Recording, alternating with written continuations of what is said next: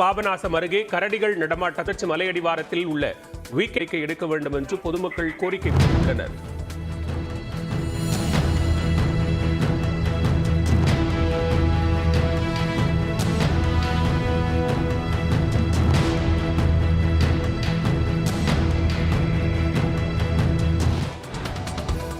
கள்ளக்குறிச்சி மாவட்டத்தில் கடும் வறட்சி காரணமாக நூற்றுக்கணக்கான ஏக்கர் பரப்பளவில் கரும்பு பயிர்கள் கருகியதால் உரிய நிவாரணம் வழங்க விவசாயிகள் கோரியுள்ளனர். தியாகதுருகம் அருகே சிறுநாகலூர் கிராமத்தில் சுமார் 300 ஏக்கர் பரப்பளவில் கரும்பு பயிரிடப்பட்டுள்ளது.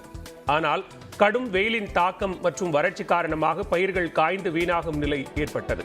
இதனால் ஏக்கருக்கு 50,000 ரூபாய் வரை இழப்பு ஏற்பட்டிருப்பதாக விவசாயிகள் கவலை தெரிவித்துள்ளனர்.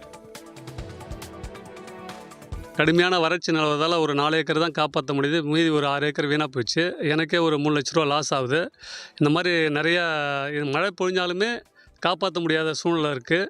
அதனால் தமிழக அரசாங்கம் வறட்சி கருத்தில் கொண்டு கணக்கில் எடுத்து வறட்சி நிவாரணம் வழங்கினா நல்லா இருக்குன்றது என்னோடய கருத்து.